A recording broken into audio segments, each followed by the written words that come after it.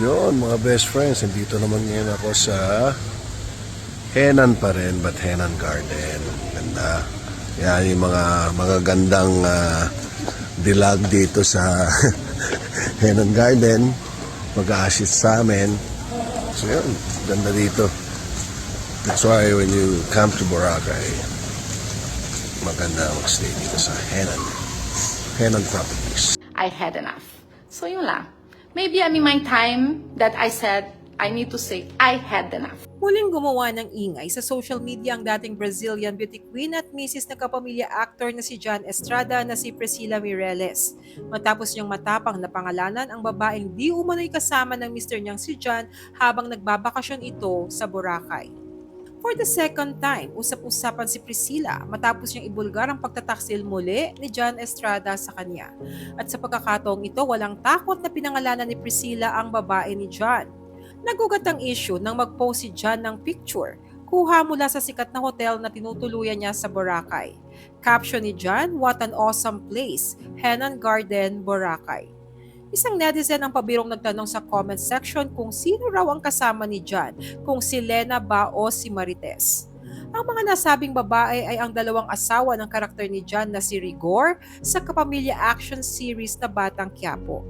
Ngunit labis na ikinagulat ng marami nang sumagot si Priscilla sa tanong ng netizen at nang pangalanan nito ang babaeng umano'y kasama ni John sa Boracay.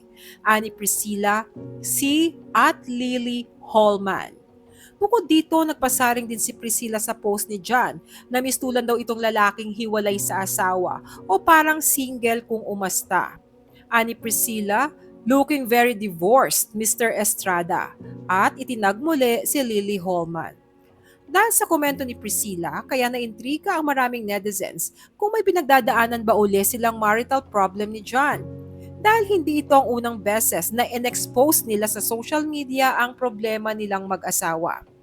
Samantala, viral din ang ilang cryptic videos na ibinahagi ni Priscilla sa IG stories na tila nagpapahiwatig na hiwalay na sila ni John. Gaya na lamang na isang video kung saan sinabi ng isang babae na, "I know we are on a break but I just want to call you cause the kids are missing you a lot right now and I miss you a lot too." Dagdag pa rito ang pahayag naman ng babae na when you are trying to move on but everything reminds you of him. Samantala sa kanyang Facebook Live ngayong Lunes, July 15, tuluyang tinuldukan ni Priscilla ang isyung may marital problem sila ni John. Makikitang wala sa bansa si Priscilla kundi nasa Brazil kasama ang anak nila ni John. Ayon kay Priscilla, kailangan muna niyang umalis para makapag-isip ng maayos at pagplanuhan ang susunod niyang hakbang, kabilang na ang future nilang mag-ina. Sa live, ilang beses ding natanong si Priscilla kung hiwalay na ba sila ni John. Hindi diretsahang sinagot ni Priscilla ang tanong ng netizens. Gayunpaman, inihayag niya na punong-puno na siya. Ipinaalala rin niya sa lahat na mag-ingat sa mga ipinopost sa social media dahil may consequences umano ito. Kasunod nito, matapang niyang sinabi na mula ngayon ay hindi na raw niya palalampasin ang pang-aabuso sa kanya ng ilang tao. Ikiniit din ni Priscilla na mabait at mapagpatawad siyang tao, pero may sukdulan umano ang kanyang kabaitan. Nagbabala rin siya sa taong gumawa sa kanya ng masama, kung saan ipinahiwatig niyang madalas ang mga mababait na tao ay nagiging mapanganib kapag nasagad na ang kanilang pasensya at kabaitan. Kung matatandaan, hindi ito ang unang beses na gumawa ng ingay sa social media si Priscilla dahil sa umano'y pagtataksil sa kanya ni John.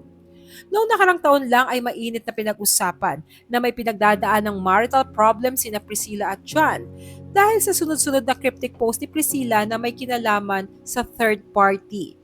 Kasunod nito, kumalat ang alleged convo ni John sa isang Cebu-based influencer na nagngangalang Chio de la Vega. Maliban dito, nag-viral din ang post ni Priscilla kung saan tinanong niya ang netizens kung ano raw ang tawag sa isang babae na nag-e-entertain ng isang married man. Kalaunan ay humupa rin ang issue matapos mag-post ni Priscilla kung saan ipinakita niyang nagkaayos na silang mag-asawa. Ngunit ngayon nga ay mistulang naulit na naman ang issue dahil sa mga cryptic post ni Priscilla. Samantala, pinayuhan ng netizens si Priscilla na hiwalayan na si John dahil wala na raw itong pagbabago. Ayon pa sa netizens, gayahin umano ni Priscilla ang dating misis ni John na si Janice de Belen na matapang na hiniwalayan si John dahil pa rin sa pagiging babaero nito. Ano pong masasabi nyo sa isyong ito? Share your thoughts below. I had enough. So yun lang. Maybe my time that I said I need to say I had enough.